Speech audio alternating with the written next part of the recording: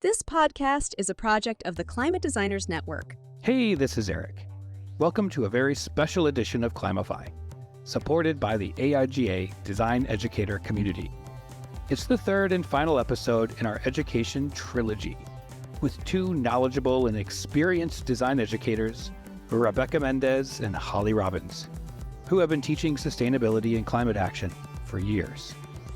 Today, I'm asking them to help you become a climate design educator through a sharing of their resources, strategies, and examples from their classes. I invited this panel today based on a lot of reasons. One, of course, was their experience, but also their unique experiences with teaching graduate and undergraduate design students. There are very different techniques and skills when teaching a design class to a younger group or one that are more seasoned.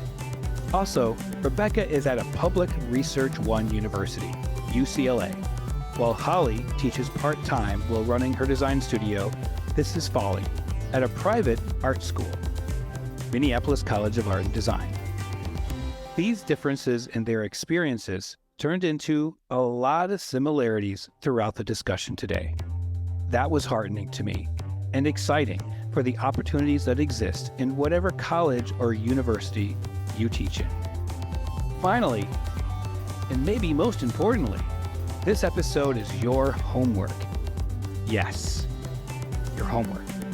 Give it a listen and prepare yourself for a live event later this summer of 2023, sponsored by the AIGA DEC, where you can ask questions to the panelists and receive very specific guidance to your situation. So keep an eye out here and over at educators.aiga.org. That's educators.aiga.org for more details. I am Rebecca Mendez. I was born and raised in Mexico City, and I came to the United States to study when I was 18. I am currently professor and chair at UCLA Design Media Arts Department. I am also a founder and director of the Counterforce Lab, which is a laboratory dedicated to utilizing art and design for engaging with the ecological crisis and its ties with environmental justice. As an artist, I am an interdisciplinary artist, designer, and I examine reciprocal relations and environmental justice in a multi-species world in the midst of climate change, mass extinction, and a ravaging extractivist society. You can find me at RebeccaMendez.com, at counterforcelab.org, and at dma.ucla.edu. My name is Holly Robbins, and I'm a graphic designer, and I'm an instructor in the Minneapolis College of Art and Design Master of Arts of Sustainable Design program. I have my own design firm with a partner called thisisfolly.com, and we work out of Minneapolis. You can find the program at mcad.edu. Rebecca, Holly, welcome to Climify and this special edition episode co-sponsored by the AIGA Design Educators community.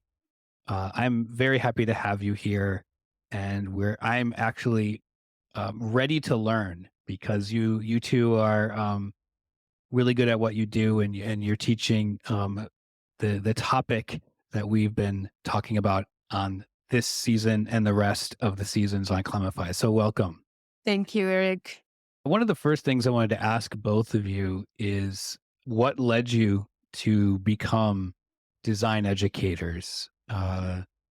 Holly, I know you do this as a part-time and you run your own studio. So I'll start with you first. And what led you to also teach? I looked around and realized that the things that I had been teaching myself and sharing with our local chapter of the AIGA wasn't being taught anywhere. And in truth, I really got tired of having the same sort of remedial conversations over and over again, and realized that unless people had some of the fundamental principles of sustainability that I had learned, those conversations were never going to be productive. And so, in conversation with another one of our founding instructors who had sought me out because she'd heard that I was working on issues of sustainability, we sat down and had lunch, and I was telling her my frustrations. And she's like, "Did you ever think about teaching?" And it never had occurred to me whatsoever. And so you can blame my friend Wendy for that. Well, And then we thank your friend Wendy.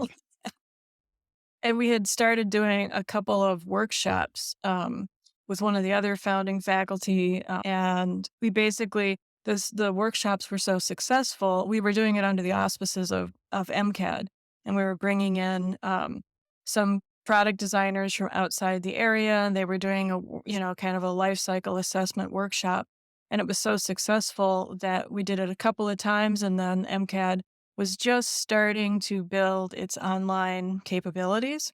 And so that seemed perfect for me, working full time, running my own studio. Or at the time, I was actually working at Target. So I could never show up during the day in a classroom, but to teach online asynchronously was perfect. And we just started building classes, and they just kept filling up. And before long, we became a certificate program and then became a accredited master's. But really the impetus was nowhere in the world did I see a program like ours, Mm, where we're looking around, seeing what really needs to be taught. We're teaching it in a discipline agnostic way. So our assumption is in undergrad, you learned how to design whatever, whether it be a building, fashion, packaging, whatever it was, you learned how to do, but you never learned how to do it sustainably. So we developed a universal approach that you can come in, whatever your background is, including entrepreneurs and marketing people, and understand these basic underlying principles of sustainability and then design for sustainability. We've basically defined what we think that means and built what we think are the tools and strategies and tactics and approaches that put it all together and glean from lots of different places and then put it together in a way that when designers come out of our program, we feel like they can go out into the world very practically, go right back into their jobs or move on to new jobs and actually start designing the future that we need. Everything needs to be redesigned. yeah. Everything that we have currently was designed under a linear take, make, waste model. And we need to have everything work in a cyclical model. We need to be concerned about material health. All of these kinds of things is what we teach them. And it's very, I came from a polytechnic background. And so, it's very designery, practical stuff that you can actually go out and practice. Yeah, I'm very much into the practical too, so I appreciate that work you're doing. Do you have a similar story to that, or how did you get into the world of academia? It's interesting. No, very different. I loved hearing you speaking, Holly. It's such an interesting trajectory. As you were speaking, I was thinking, well, how did I get to teaching? And I remember my father in Mexico, he created a primary school. He just was not happy the way that education was going on in a lot of the regular standard education. So he began learning about alternative ways of teaching from Waldorf school of, all other ways that would be much more audiovisual. And I began teaching there, right? I started teaching in the summers and it came so natural to teach. And then I was teaching gymnastics and teaching all kinds of things. And then, I kind of understood that there was something I loved doing, and that was sharing the knowledge that I was acquiring and actually even learning primarily from being in discussion. So when I came to the United States, I studied at Art Center College of Design. And then very soon after graduation, I was called back by Paul Hauge, my director. And he said, Rebecca, do you want to come and teach the Summer Institute? I think it was I don't remember what they would call it, maybe Art Center at night or Mm, Saturday High. I think I remember. And I started teaching design at 21, right? And I didn't think wow. that I could do this, and it was great. And then immediately after, I started teaching in the main program. Many of the students were older than I was, and for sure spoke better English than I did. But I continued to teach at Art Center for 20 something years. I mean, it really was on and off for a long time. And then I started teaching at UCLA when I was brought in as tenured faculty. That was 2003. So teaching has been all the time, all in my life from very early on. When you do some of the tests of what's your personality, Yeah. it No, always comes out as a teacher. Right? totally. So there's something about that it's always there. You were meant to be. So yes, but what was interesting as I was hearing you, Holly, for example, when I've been teaching is always within programs of graphic design or programs like that was at Art Center, in which the projects are very much like you were saying, design a chair, design this, design a poster, design a brand, but never really from the point of view of sustainability. But it was always more like, the way in which you are kind of more focused in industry. And that bothered me. I thought I had chosen the worst career being a designer because to me it was too commercial. And I didn't feel like I was actually engaging my whole humanity and what mattered to me in the world.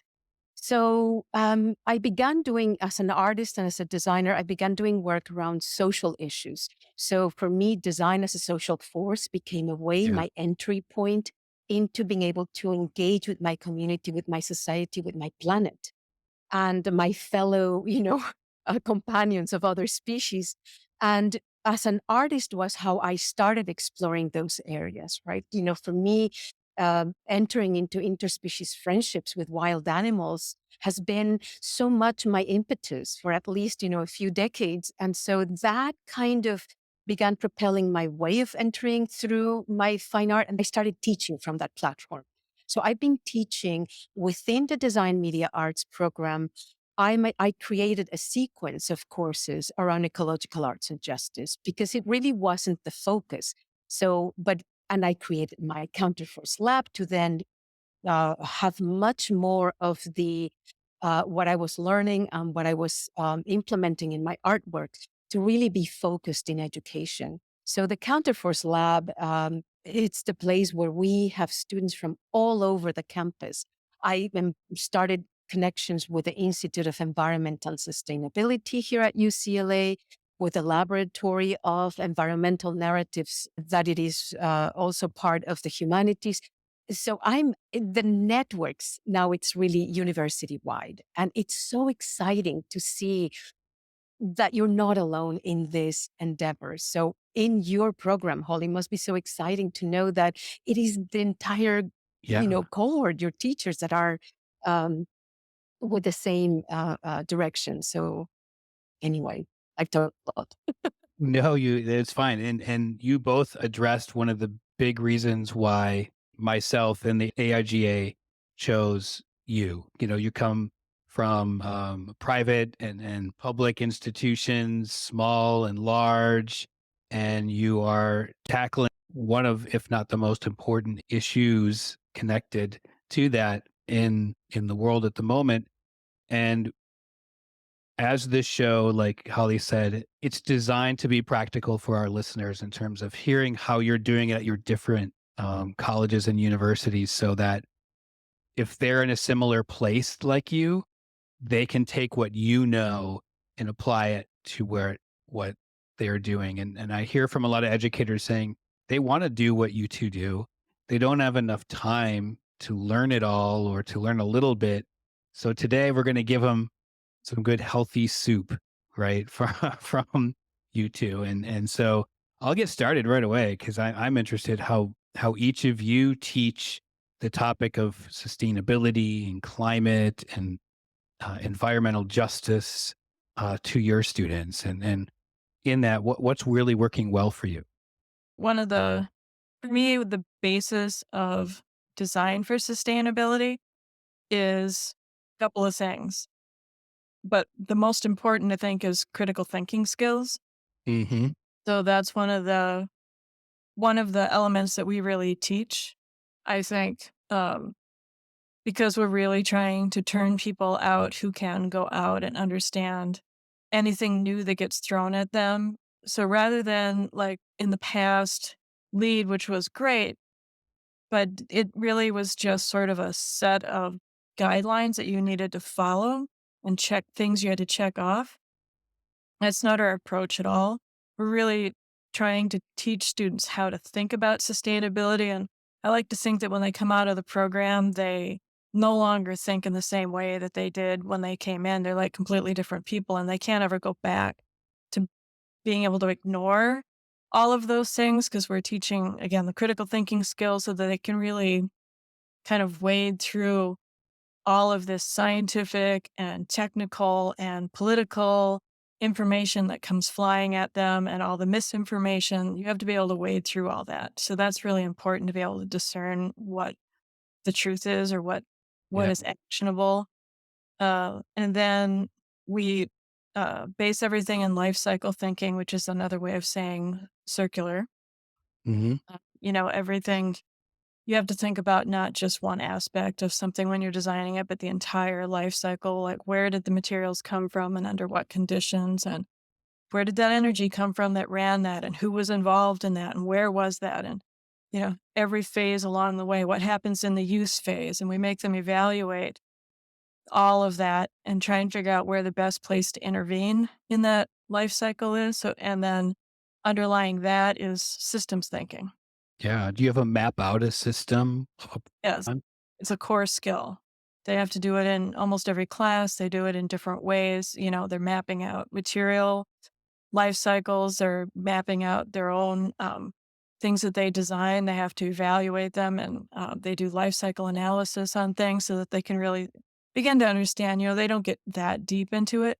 And like if you were a Target or a Nike or somebody like that, you can hire people to do the real technical aspects of that, but you need designers to look at that and understand how to interpret that and then apply that. Um, Yeah. Yeah. The life cycle analysis can be super complicated. And I wonder how you do it there at MCAD. we actually do it in several different ways. We use different software. We've used the Ocala Guide and Sustainable Minds, which is a software package. Yeah. It's based on the Ocala Guide. But there's other systems out there. There's Gabby, there's those are all the heavy data entry kinds of things. But at the end of the day, it doesn't really matter what system you're using, as long as you can understand how these things work and how that data works. Like, for example, I had a student that was working for a window company in Europe, and he came to us from Europe because he couldn't find a program like ours there even. And so he was working for this company. He was a product designer. They wanted him to kind of work out with their expert. They had their own internal expert tracking all this data. But without someone coming in with a different mindset of really looking at this data and trying to figure out, well, what can you do with this? What does this mean? The data was kind of useless. It was just sitting there. Sure. And so coming in with a different mindset, he actually was able to analyze it and showed them how, for example, Windows are super focused on energy efficiency. So you have these companies putting millions of dollars into little iotas of improvement in energy efficiency, but ignoring the entire rest of the landscape, ignoring all the potential business threats, ignoring all the material threats, and Yeah. ignoring what would happen if somebody passed a law that said now you had to take back all of those materials. They had no concept of any of those things, and they didn't even know where their worst impacts were. So he identified what was the worst impact in their whole life cycle so that they could actually focus on that and make improvements. But no one would have done that if they hadn't kind of come at it with a holistic look and really trying to figure out and thinking about it in terms of a life cycle. As the energy, the energy efficiency made a difference when your whole energy grid was based on coal and nuclear energy. But once you start to go to renewable energy, those tiny incremental improvements in energy efficiency are kind of irrelevant compared to all of Yeah. the other issues going on. So it really Mm. changed their whole That makes business sense. focus, right? Yeah. And so that's the kind of thing that we teach. It's like, you have to really dig deep to understand and reframe the problem and really understand what problem you're trying to solve. And so too often people are so focused on end of life or just energy and not really looking at the whole thing. Yeah. So let's see. From my side, I think that what I began doing was incorporating the idea of, environmental um, justice with classes that were very simple, like the classes were word and image, or a class on advanced topics on communication design. Many of them, of course, are very open in terms of the subject matter that we teach, as long as we teach certain, very basic and strong core graphic design and communications knowledge. So in my word and image course, what I began doing was to give them the projects to first, because we are in a research university, the research part of the projects are usually 2 to 3 weeks, right? We do Yeah. in-depth research of everything, like we give them a lot of reading. I bring speakers from across campus to, some of them to speak about especially exactly like the life cycle, right? It's like, what is this sustainable life cycle? Yeah. And at the same time, what's really interesting is that UCLA was at the time, let's say 10 years ago, right? I'm talking about when I started teaching my classes in this manner. We connected with the UCLA Sustainability Office. So also we were talking about administration, like staff, right? The people that are Yeah. running and making sure that we are going to the zero waste goal. And so it's very academic in some ways, but very practical in the others. So that both of them were coming to do the presentations and explain to us what all of these cycles were. And one of the projects that was the most effective was then, okay, given what you know, one of the things that we did was do an audit of the waste of Powell Library. We were in bunny suits and going through all What? the trash to be able It was to toxic. analyze, just to see what was going to be what is recyclable, right? What is going to the landfill and what is going to the compost? Because we have the compost here in the You got him out of the classroom, which I think is we got them out of the classroom, and that was amazing. And so obviously some students almost toast their cookies. I was maybe one of them. It's yeah. really interesting to really be able to be there. But we were dumpster diving to be able to do the repurposing, right? So the project was very simple. It's audit your waste for 7 days, everything that you use. And you photograph it in a very, objective way. One student, for example, brought a 1 foot by 1 foot AstroTurf piece, and every object from every napkin, wrapper from, food, everything, you photograph it and you must indicate why you bought it, where you bought it, what is made out of. Oh, wow. If you demanufacture it, where its parts would go and where will they end up being, in the landfill, in the, recycled, or in the compost. After that, I mean, I've taught in many different ways. I've tried to talk in, sustainability and design in sustainability. This was the one that I awakened the students. Mm. They were able to say, I had no idea. And what was beautiful is that they created a book and they wrote all of their thinking, and as they were learning and going through this. And then their second book was called Change of Habit. Uh, Based on what you learn, what habit you will change. It really has been one of the most effective courses. And here I'm talking undergrad students. They're so committed, so focused. mm, But everything else was more about bringing awareness. This was about changing habits and changing your mind, right? And that, I think, is a superpower that we have, is the ability to change behavior. So, and through something so creative as this.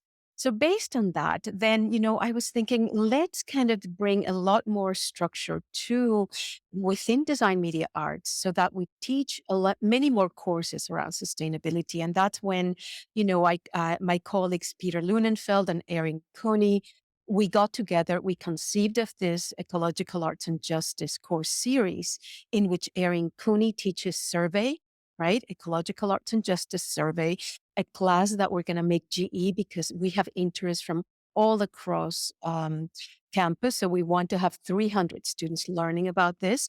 So then she teaches all of what artists, designers are doing to be able to address the ecological crisis through, again, design and art. Then Peter Lunenfeld, the same students, then join the class of Peter, and then they do in-depth research for specific problems within Los Angeles. Everything is very local that we work with. And so they go through, they go to field trips to, for example, Exide plant where all of the batteries were exuding all of these different leads. And of course, they were all located by design in the area that is park poor and indigenous people, Right. Latinos, Black people. It's like all of the The uh, environmental uh, racism of, Claro, yeah. completely. So environmental just injustice at its core. So we address that. And then when they join my class, we do what it's ecological arts and justice fieldwork practice. We actually go to the field, we learn about these specific things, and we create projects based on that. So in this case, my class is studying the DDT illegal dumping that happened in front of Catalina Island and Palos Verdes by Montrose Chemical Corporation.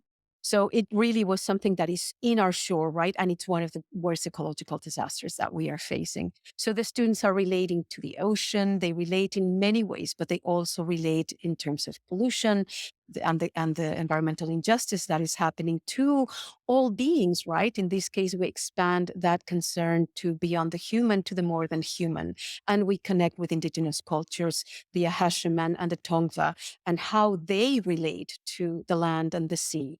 So it's an interesting way of being able to expand beyond that it is, the very day-to-day practical, but also to kind of think, why is it? What is the crisis that we really are facing? Is it a crisis of the climate change, or is it a crisis of relationships, a crisis of not knowing how to respect each other? And by each other, I mean respect abalone as much as you respect the sea lion and your little sister, right? So it's one of those kind of things that we really put to question a lot. So we go back again to that very strong analysis and understanding what the questions are that we need to ask deeply. Where our listeners can't see this, but I see Holly nodding and to Yes. everything you're saying, Rebecca.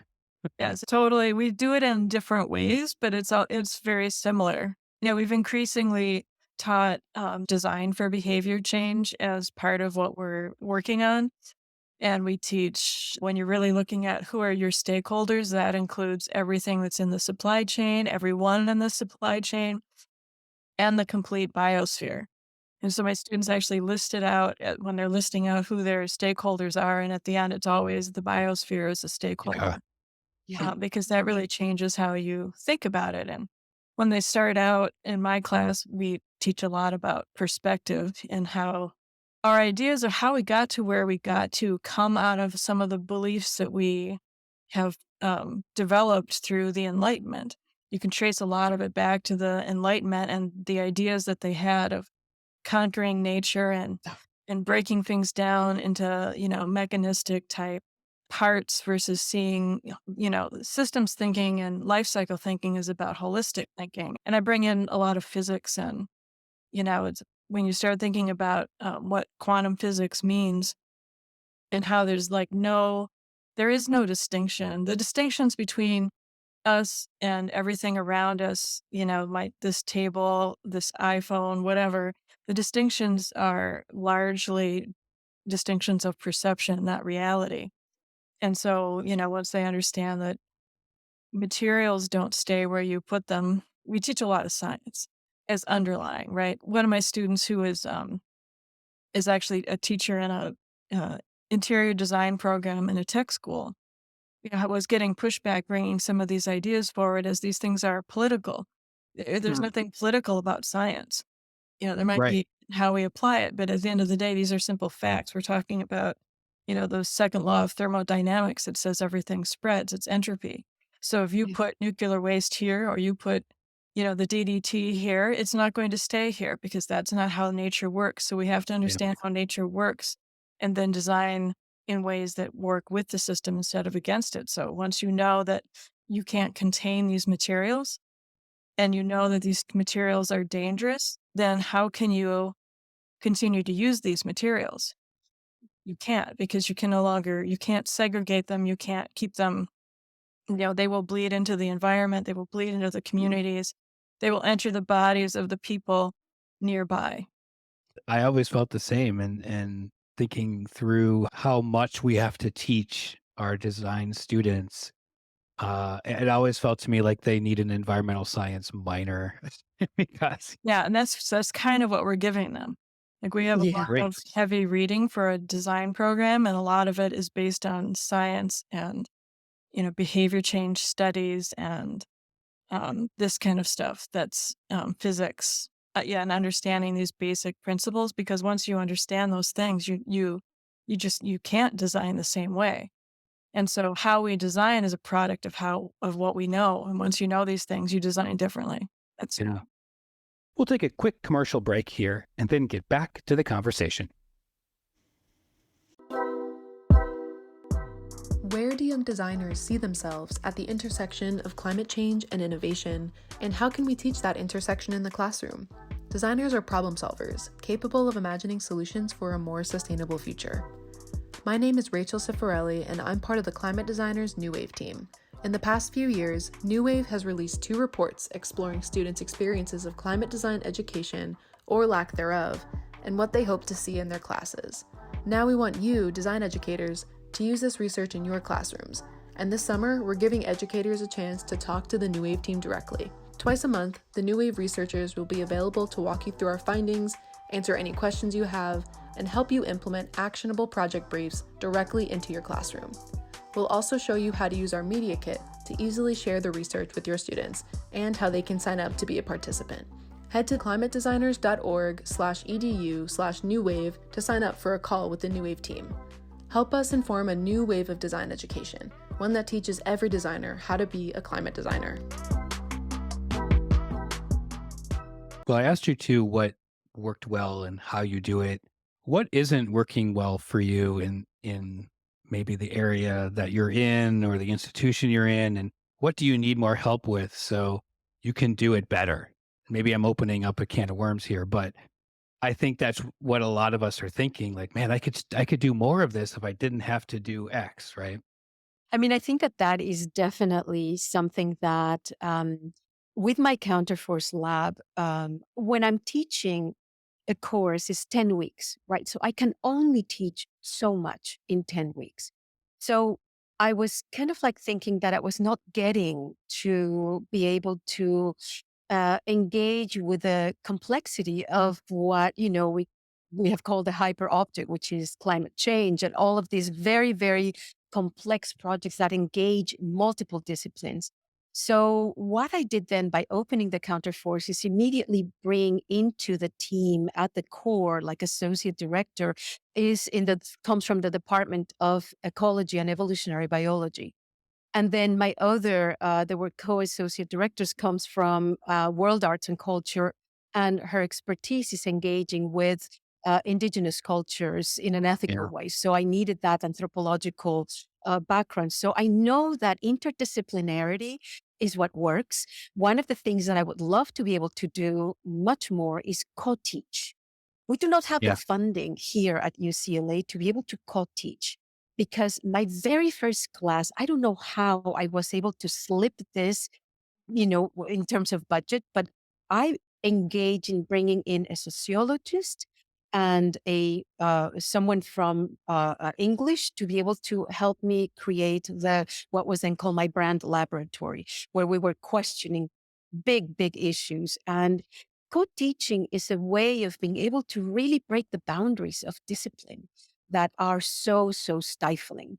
So if I would be able to have funding to be able to co-teach a class with, again, my evolutionary biologist and Wow. then the anthropologist, we would be able to really do what we are doing at the Counterforce Lab.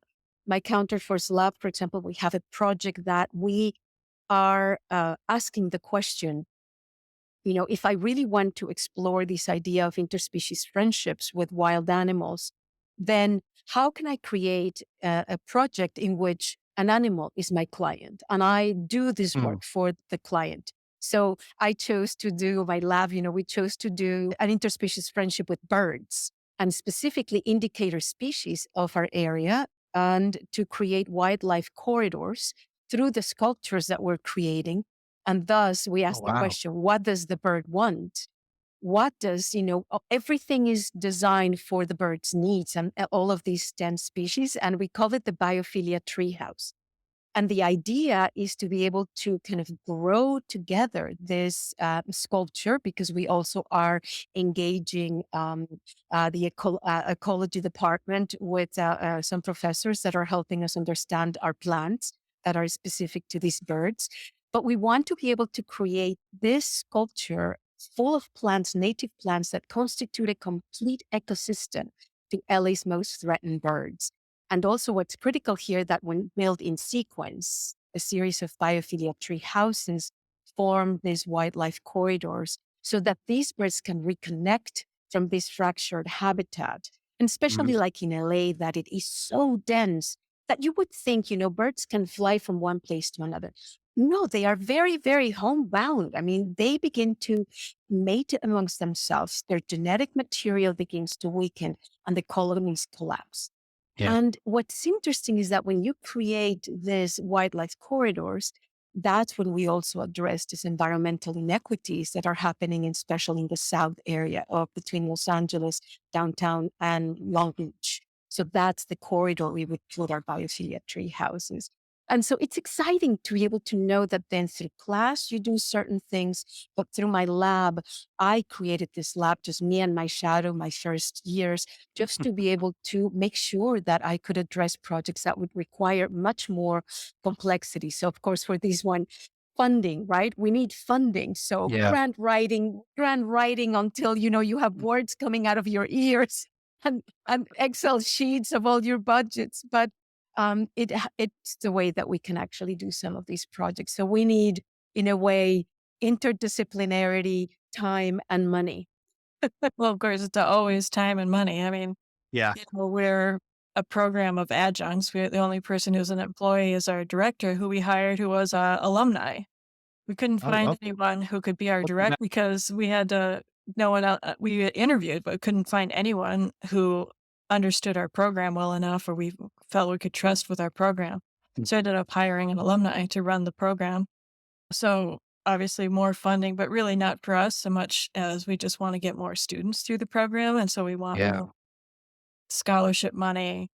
And, when you're in an art college, I think it's hard for people to understand that the business out there needs our students. There are, we're seeing it all the time. The businesses are struggling. They're not really sure quite how to incorporate these new demands on them.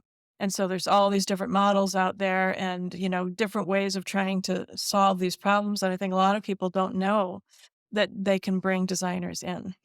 Designers for decades have complained that business hasn't taken them seriously. And yet here we are, where we really can actually help create this new future if we have enough of us who are trained and understand how to do these things. And it's really what business needs. There's never been a better opportunity to demonstrate our value to business and to society as a whole than now. And so I think there needs to be more collaboration, more awareness, more funding. And I think, one of the things I know we had mentioned leading up to this discussion was, how do you get this out in other schools, or how do you get this? I mean, I think what we need is teachers to be sent to our programs and get trained. I didn't want to be a teacher necessarily. I needed this content to get out there. Mm. And so, I'm doing it because there was no one doing it. It would be great if I could step back and do other things. If teachers came and took our program and then took everything back and taught it in undergrad, so that there's, I think there needs to be, we would call it ecological literacy. What we're doing now is really remedial, right? Mm-hmm. Our program was really meant to be sort of a triage program. Again, this stuff clearly wasn't being taught and should have been taught, right? But nothing was being taught like this in any kind of a program, not in business, not in anything. And so we just stepped in and created this program because it just needed to be done. We needed design. We knew that the demand was going to be there. Sooner or later, business was going to come and start demanding people being able to envision and create this new future that nobody quite can put their finger on yet, right? And that's what designers are great at. We make something from nothing. We synthesize. We do all of these things. Um, and so there was a need that was coming, but nobody was filling that need. Is this the right way to do it going forward? Or do we need to think about how do you instill environmental literacy from kindergarten on? And Right. Or they even get to so, college. Yeah. right. And then how do you make it part of every college program? I mentioned this to you, Eric, but Wendy, one of our other instructors, also works for the University of Wisconsin and started out with just one school and now has slowly worked sustainability into being a core requirement or at least a core offering. I'm not sure the specifics, but campus wide, system wide, available to every student. And that has nothing to do with design. That's just everybody needs to have a certain level of environmental literacy because, again, it's the world we live in.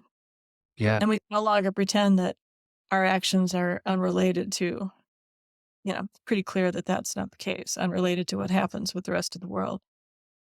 Well, I've talked to my students about this particular issue, Holly, and I'm wondering what both of you think about this, and that should this idea of sustainability, ecological literacy, be a foundational thing that they have to take or not? Because I've had some different student opinions on it. I think it should be Yeah, on some level. yeah, I agree. I mean, we really need to, Holly. I agree with you in that because it just feels that in our world we are dealing. I don't know if it happens to you with your students, Holly, but we deal with their not knowing how to express the ecological grief that they are feeling.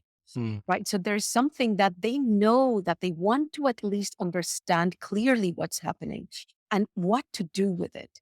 When you do not know, most of the times you end up just truly kind of um, shutting down, like your heart shuts down because you know you're feeling something. But it's as if the world is gaslighting you to not really letting you know that, yes, this is happening. This is real. There is grief, and we need to be able to face this. So when I'm teaching at the very beginning in the first weeks, we all feel it. We feel that grief. And I said, well, we need to always remain sensitive to be able to then create from that space. But I feel that the more this is across the board as a structure, like a foundation, then we will then give meaning again to design. I do not find meaning in designing for consumerism. There is nothing there that that it is compatible with life on Earth, Mhm. right? So I think that if we're able to begin to think much more of how do we rethink, redefine what design is for our time, then it really becomes foundational. There's no question about it. So I think that, what we learn is that unless you're able to think from the very beginning, the way that, Holly, you express it so clearly, that from the very beginning that you begin to think of ways in which every decision is part of this life cycle. And if it is not, stop thinking about it. We don't have any other reason to think of design in any other way. So I feel that it is exciting. I don't know if many departments are not ready to let go of their Bauhaus model, right? Which it was exciting at one time. And it truly had, if you think about where it came from, and it came with such strong social causes, social justice ideas, but somehow it became incredibly commercialized. I think, Yeah. honestly, also when it jumped the pond. So I think that here it became more to be obedient to industry, and we cannot afford that at all. We have to stop that. And on the other hand, we need to be obedient to life. We need to be celebrating life and designing from that point of view alone. So I think that, it's certainly foundational. And it certainly is that, well, certain schools might need to just kind of, collect cobwebs in their ideals of continuing to design the way that we have designed so far. And then new design schools will be emerging the way that your program is. Well, Yeah, I think the reality of designing going forward will be multidisciplinary Mhm. because it's so complicated. once you acknowledge that everything is interconnected, then you can't siloize as easily, and you can't solve these problems. Like a single designer on their own would really struggle to solve these problems because of the complexity, everything you need to know. They do need the sociologists, they need the material scientists. Um, a company that I used to work for recently put out a call for an actual sustainability scientist. And that's a far cry from where they were, about a decade ago, where sustainability was barely something that they understood. And now Yeah. they understand we need the science. We have to get real about this. And I think that that is going to change everything. And I also think that we do need to change the profession from being um, subservient to society. There's like the triple bottom line that John Elkington had developed, and then he's backed away from that. And we use the concentric model, where it's the planet, and then society is a subset of the planet, and um, business is a subset of society. And that sets up the proper hierarchy. Business serves a great role, commercialism serves a great role, but we should not be serving commercialism. It should be serving us. And if it isn't serving us, Yeah. then there's something wrong. And we all need to, all wealth comes from the planet. And so, it's kind of like I always told my designers from even from the early 90s when I was talking about this to the AIGA, if you're not designing in a way that is sustainable, you're just simply designing garbage. And who wants to design garbage? If it isn't going to function in the world that we live in, and now that we know that, why do we keep doing it? And it's the same Yeah. with business, and the profession. So the profession needs to be a profession, means you have your own internal moral compass and ethics. And design has let go of that a long time ago. They don't seem to believe that they have any responsibilities. And this was ultimately one of the reasons why we started the program, because we needed to step outside any existing organizations or models, because I wasn't finding that anywhere. So we talk a lot with our students about professional responsibility being, you don't have to show a client something that's unsustainable, because you're the professional, you've studied this, the impacts of that material being a negative. You don't need to show that to your client. You can only show them sustainable things, because as with a professional, it'd be like if you were a doctor, that's a profession. The doctor has a Hippocratic oath. The doctor should only be promoting things that are good for the patient, right? Right. And that's not the attitude that we've had for the last, 50, 60 years. Yeah. What do you think it's going to take? Because both of you are talking about these amazing work that you're doing, this very logical thing about we need to take care of where we live. How do we get more design educators, college administrators? Maybe this is an impossible question to ask, more on board with rethinking how we're teaching design. I know Holly had a great idea earlier about we need to have our educators go through this ecological literacy program. Maybe it's at MCAD, maybe it's somewhere in your university. But how do we get this moving faster? Because time is really important right now in terms of when we talk about climate. I think that, from our side, here at the university, one of the great things at UCLA is that you have everything around you, right? All of these different programs, and it's incredible, and departments. It's incredible how there's so many of us interested in and doing work and research around ecological issues. And we are talking to each other. Like, for example, when I create through the lab, I do lecture series, and then we invite each other, and it's completely interdisciplinary. And then I am a shared faculty with humanities, with the LANS, the Laboratory of environmental narrative strategies, with Ursula Heise. I am speaking with so many of the professors in the Institute of Environment and Sustainability. So this interdisciplinarity that we both are talking about is critical to be able to engage in these conversations. And I think that what we have found is that we are weaving a lot of different ways of teaching. We are again trying to figure out how to do this co-teaching, because I do believe that that is the way in which our students. Right now, I have a student from English in my very design-based course. And then I had another one from film and another one from the Anderson School of business. So it just seems that that kind of interdisciplinarity is critical. Now, one thing that I didn't mention regarding the biophilia treehouse is that this biophilia treehouse, the places where we grow a biophilia treehouse and create the sculpture is in primary schools, right? Along the way in primary schools, because one becomes an outdoor laboratory for them, and then they learn about all of these ecosystems. And the other one is that, as I mentioned before, is like if you at a very early age, you learn to fall in love with the smallest of creatures, and that you treat them with so much care and respect as you treat your little brother or sister.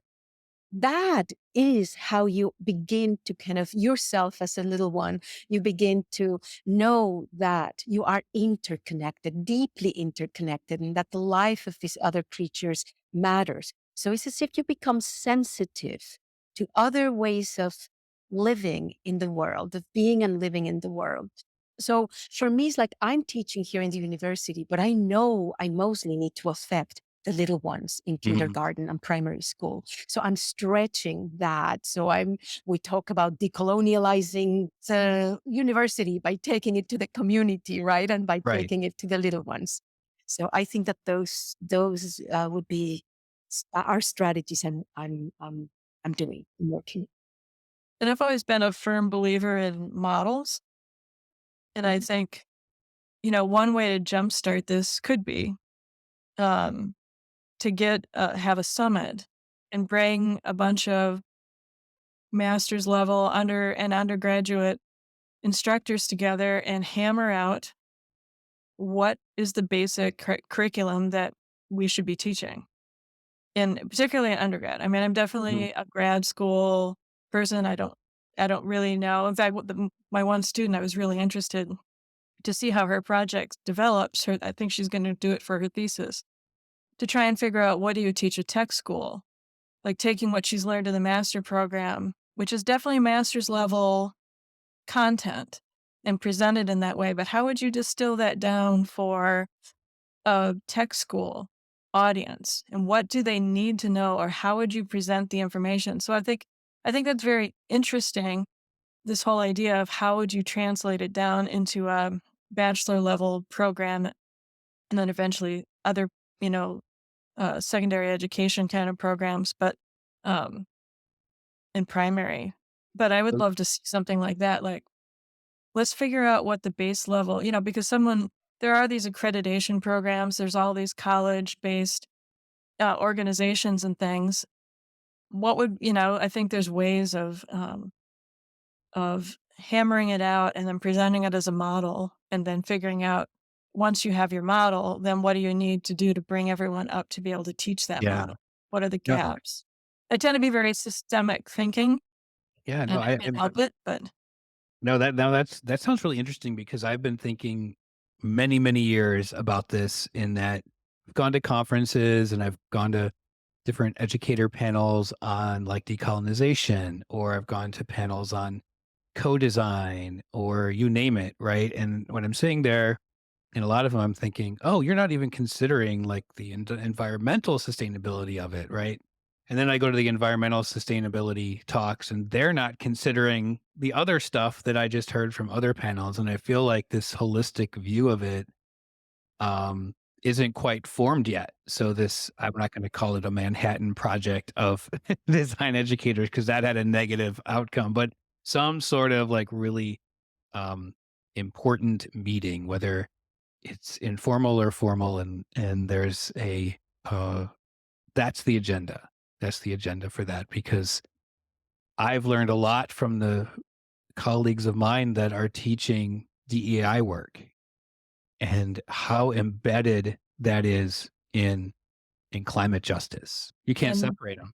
thinking unsustainably is that's one of the things my students kind of have to unthread as they go through the program, is they start to realize how embedded these ideas of the Enlightenment are in everything that we do, Mm-hmm. and to start to unthread that.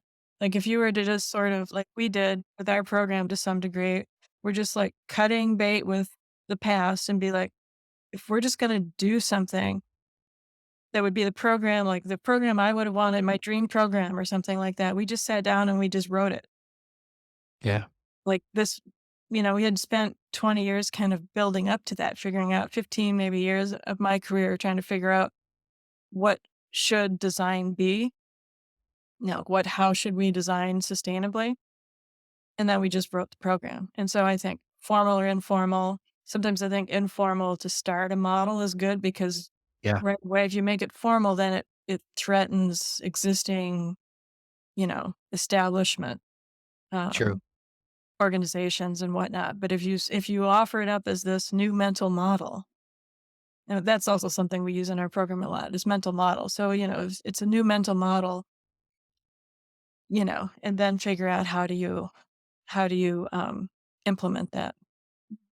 And I think that one of the things that I like working or think that we need is to work at every scale, right? I think that, for example, I see my Counterforce lab really working at a small scale, right? The small scale meaning that we really are. We have a lot of alumni, but at a given time, we are no more than 15 people working on a project. And this is with students from all disciplines, and that's very exciting, but that's a small scale. And the relationship that I have, what I love is that, for example, UCLA has the Sustainable LA Grand Challenge. It's a big, it's like at a really high scale, because it is a university working with the city of Los Angeles. And it is an amazing interdisciplinary university-wide initiative that is aimed to applying UCLA research, expertise, and education to help transform Los Angeles into the world's most sustainable, super mega city, as supposedly by 1950, right? But it's the idea that to be able to, at a university level, working in interdisciplinarity, like the amazing programs that they put together, to be able to like take this humongous project of making LA sustainable. So it's interesting how for many, many years, I would say even decades, UCLA has been very focused on how do we make ourselves sustainable? How do we first start with the university? How do we create these different programs? And programs within different Mm. departments are, popping up in every area, from, architecture to, here in design, in English with Ursula. And that we're all kind of beginning to connect ourselves. So I think that what we were talking about a little while ago about continues to have the conversation between disciplines, that we can begin to think much more on how to tackle this very large project. And I'm so happy to know that they're beginning to consider the arts as important aspect of this conversation. It Yeah. hasn't been easy. I have to say that I've been inserting myself in so many meetings where people kind of always like, and why are you here? Right. But I think slowly, we have I beginning to relate to have that. yes, right, to have a lot of the ability to tackle complexity, the ability to come to be even from the very simple thing of let's tell different stories of how humanity ends or continues or goes forward. I think that us imagining a world anew, Hmm. having that ability to imagine where humanity can go and be inspiring and be methodical. Because, one of the amazing things about design is that it utilizes so many of the same processes as science: observation, repetition, prototyping. It's like all the things that you need to do to prove a system that is solid and strong. So I do feel that it is a great time now to be alive because we are beginning to talk to each other, the disciplinary silos, and really beginning to kind of almost like grow tentacles and connecting. Right. And that is so inspiring. I like the I really, optimism. I love it. yes. We I need tell it. my students that you've never had a better time to be a designer because everything has to be redesigned. And Everything. so, Yes. and like we were talking about earlier, it's a great time for design to assert why it is important. Like I've seen it within companies. So, like when I was a creative director at Target, I was supporting their, I got them started on the path to sustainability, just completely by poking around in parts of the company and asking lots of questions and pushing. And then I got them to hire a sustainability director. And then, the sustainability directors are focused on, which is what most of the jobs are out there in sustainability. If they're either environmental science, which is all about, measuring, or you're a sustainability director, which is all about goal setting for the company, setting metrics, that kind of thing. So once you've done all of that, and you really need to fundamentally change the way that business does business, or you need to fundamentally change what its products are that it's making or selling or whatever, who's going to do that? Who's going to reimagine what these things are going to be? Who can invent something out of nothing? Who can synthesize all of these very complex things and come up with something or convince someone that they should? This is where design comes in. It's just Yeah. the missing link to move Yeah. from where we are now, where we're kind of stalled because no one can quite figure out how to start changing these things that we have, our infrastructures, our buildings and everything. It's all come, if you think about it, like building really led the way with, architects. That's how it wasn't the MBA saying we have to design buildings differently. It was the architects saying we're going to design buildings differently and then doing Yeah. it. And so the doing is where we come in. Yeah, definitely. I mean, I think that, we have that ability to imagine and to invent and to do all of these steps to get there. And to kind of, again, is like sensitizes again to consider all beings as our companions. And therefore, when we're thinking of solely extraction or using the world instead of cohabitating with other beings in the world, it is something that everything needs to be redesigned, reinvented, rethought in terms of our companions and companion species. I sometimes call it designing for life. Yes. Yes. Yes. How Yeah. how very simple, right? Yeah. Yeah. Yeah. Is that what we're doing today? No. Mhm. No, No, not at all. no. Well, one more question for you, and this is kind of setting up the next part of this series, which is a live panel event through the AIGA DEC, and where some more granular questions can be asked of you too in the future by educators and design students, whoever wants to be there on how to do what you're doing. And so, last question for you really is. Um, Out there in the world, who are you looking at who is doing this good work, similar work to you, who's inspiring you? And tell me about maybe a project that you assigned that has been your favorite. Yeah, that's a tough question because when I'm looking at a lot of different disciplines often. Um, but I tend to look at science is what tends to drive me. That's what I think that's where the innovations are coming from. And then we're adapting. As designers, we're always we're applied science, right? Yeah. We're applied arts. And so I'm looking at artists, but I'm also looking at science and kind of synthesizing the two and paying attention to what's on the horizon. Um, so for me, and then I think it's my students Yeah. are also who I look to um, because They are inspiring. they're very inspiring. And that's the reason why I do what I do when you finally see that light bulb go off and it all starts to fall Yeah. into place. There's just nothing like Uh, witnessing that. And so I think for me, that's where I get a lot of my inspiration from is my students. And then Do in you have a terms of project that projects, do you have a project that the students have really loved?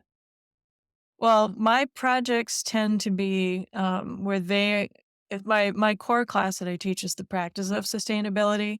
So the students get to pick something. It's usually related to what their future thesis is going to be, and they Hmm. can pick, whatever they want. Sometimes they're designing anyway. So I'll tell you more about what they're designing. But the project is basically we take the whole semester, and I show them how these concepts actually weave into a practice of design.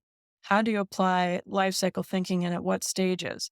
How do you reframe projects? How do you go out and do observations so that you really understand the core issue and not make designer assumptions that you think you know what the solution is before you've even looked at the problem kind of thing. So we start out at the beginning, framing the project all the way up through, putting together a concept presentation deck, doing life cycle analysis along the way, and doing the research, looking into materials. But they will design things from, like one was designing a way to um, manage innovation and within a packaging company so that they can start to adopt sustainability. Another one created a app for changing sustainable behavior, and she's now launched that as a business, and she's in app 2.0. So a lot of it is the projects are all based on what the students want to work on, but the process is all the same. It's just the design process with sustainability applied. And Well, then that makes sense because you're giving the students the choice of what their values are, and you allow right. them to choose. So again, I'm working at a master's level, so they already know how to make projects. Many of them are professional designers already and whatever their Yeah, current that's true. well, it means that I have to be versed enough in everything from fashion to architecture, Yeah, that's tough. right? But I kinda like that because I kinda like to dabble in all those kinds of things anyway. Um, so that's really the core project that we do, and so they decide the subject, so it's a little different. I think you need a little more structure for Yeah. undergrad. Yeah. Well, Rebecca, you teach a lot of undergrads, so how would you answer that? Yes. Well, I think that just the same way that I create my own projects as an artist, or I just finished a very large uh, 360 immersive environmental piece that focused on the DDT dump in the ocean, right? And um, I collaborated with so many scientists. I definitely agree that definitely I need to be engaging and getting inspired and understanding what is the point of view from different fields. So, like in this case with the DDT dump, I started talking to Rosanna Shah, who is the environmental reporter for the LA Times. So as soon as I saw the article, I gave her a call. We immediately entered on Zoom. She invited me to the Zoom with all the scientists discussing the problem from the Dave Valentine from UC Santa Barbara, who is the first one who went down and documented the barrels full of DDT down at the on the ocean, to the marine mammal expert. So it's just everyone, to the chemist. So I met everyone. And the next thing was my having individual meetings with each one of them. Mm. So everything was, I'm a daughter of scientists. So definitely I begin seeing the world from a scientific point of view. And so I teach in the same manner. As soon as we begin a class, I set up a very broad topic, right? For example, we're going to be addressing the pollution of the ocean. And then I bring in the scientists, and then I give them a whole week to begin to think what is worth asking Mhm. from everything that you have read and that you have, kind of like begins to kind of, there's certain topics that begin to be interesting. What is worth asking and what is worth investigating for you for the next 10 weeks?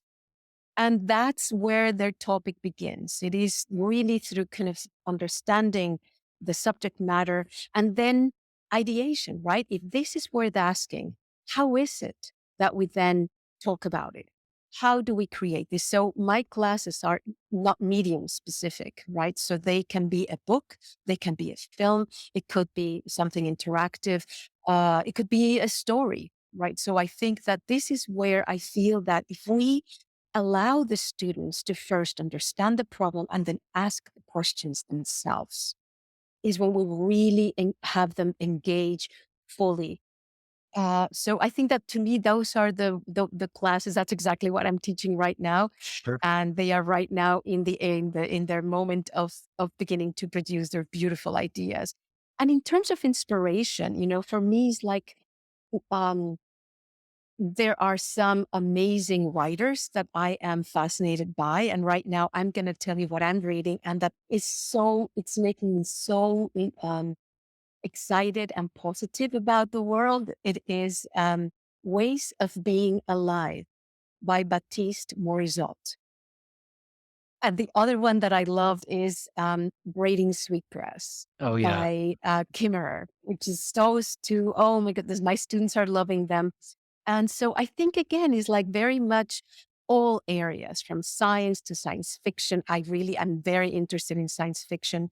Me too. That's many ways, the way that one can imagine a future. Octavia Butler, I'm in love with all of her novels. So I just, but one of the things that I do think is we begin by helping our students not remain siloed in the discipline, but to begin to connect with other areas of study so that their world expands. It is in that understanding other worlds that we also expand ourselves to understanding other lives. I think Yeah. that that's really the key. When I was coming up, it was all about star designer worship. Me too. And every convention that, or conference that you went to, it was just portfolio reviews. We just want to see your portfolio. And then I went to the 2000 AIGA conference in Vancouver, and they Oh, I had, was there too. yeah. And afterwards, I could just kept hearing all these designers complaining about like, what were all these scientists, and, Michael Braungart was there, and I was in the audience with you. yeah. And they were all like, why? And that was actually it was the response to that conference that really drove me to go ahead and start our program, because I'm like, I need to get out. I need to get away from just hanging around with designers, and I need to go out and start doing other things and creating our own thing, because that's not how I see design. I don't see design as just style imitation. I think that's not what we should be doing. We should be much more, and I'm seeing that now, like people have moved away from that. It's less about just who's the hot designer now. I couldn't even name any for you. I Yeah. don't pay attention. We are. Me neither. You know, Me neither. I'm interested in how design interacts in the world and what it can do. Yeah. Well, Rebecca and Holly, thank you so much for your insights today. And I look forward to the next event for you sometime in the near future, where we can go even deeper into this topic with guests joining us live on Zoom. Thank you so much. This podcast is co-produced by Bianca Sandico and me. A big special thanks to Ellen Keith Shaw and Christine Pilot for their gorgeous work on our new branding, Batul Rashik and Mark O'Brien for their continued design help, Brandy Nichols and Michelle Wynn for their strategic guidance and always supporting me on this podcast. If you enjoy the work we all do here and you have a spare minute or two, we would truly appreciate it if you left a rating and review over at Apple Podcasts. The more folks that review our program, the higher the algorithm pushes up Climify in the search results. And in turn, the more likely we all can learn how to become climate designers.